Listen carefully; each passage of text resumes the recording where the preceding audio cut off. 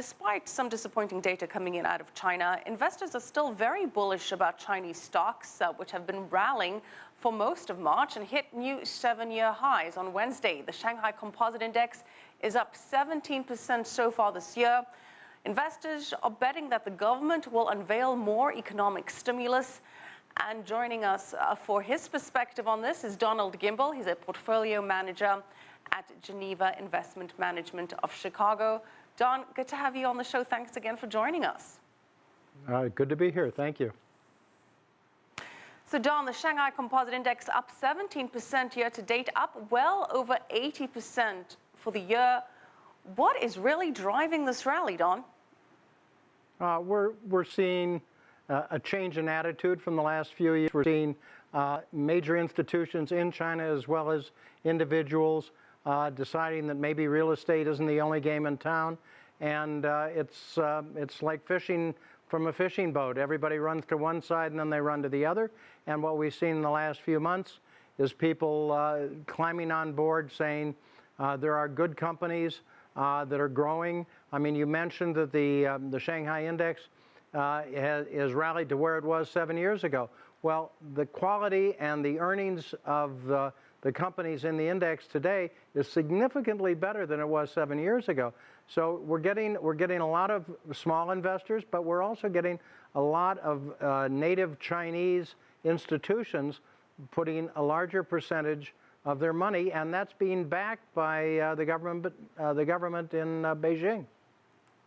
Don, I want to focus a little bit on the small investor because we said earlier that 4 million new accounts of retail investors are being opened in March alone, and the retail, and there's concern that the investment is driven by retail investors that aren't that financially savvy.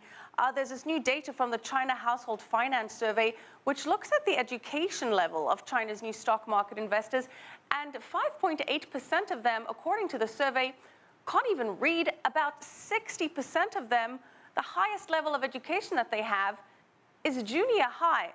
Don, is this not a concern?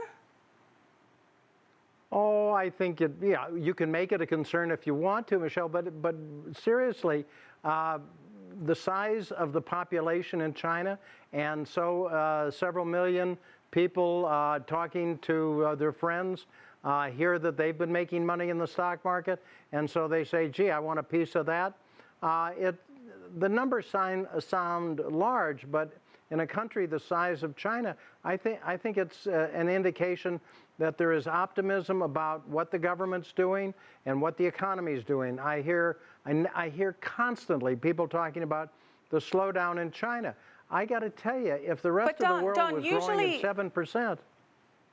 Sorry, go ahead. Don, usually when everybody jumps into the market from friends and everybody talking about it, that's usually an indication of a bubble. Is no concern of a bubble coming from you? No, personally, no. I think we're very early in the cycle, and I commend the new investors who are stepping in. Are some of them illiterate? Are some of them taking a flyer? Undoubtedly, yes. Will they panic and run out? Well, markets don't go up in a straight line anymore, and they go down in a straight line. So there will be corrections. But I think, given the growth potential of the PRC, I think that we've got a lot more to go in these markets. So you're not concerned of a bubble, but Don, why are we not seeing the same rally in Hong Kong? The Hang Seng is up 6% year to date.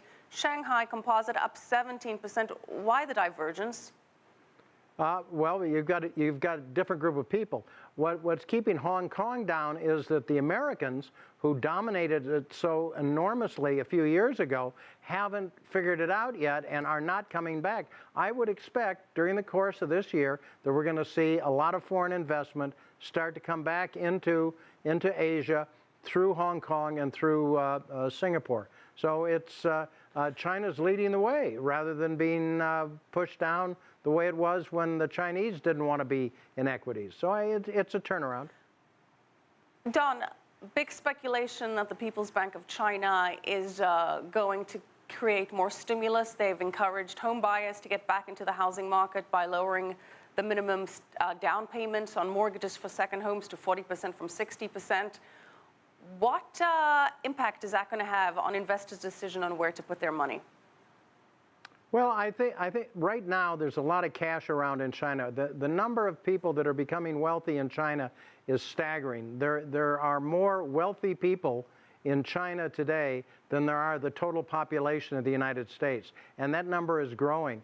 And I think, yes, making second homes, first homes more affordable, that is going to drain off a little money that might otherwise go into the stock market. But I think there's plenty of money around from institutions as well as individuals to keep the rally in the PRC going.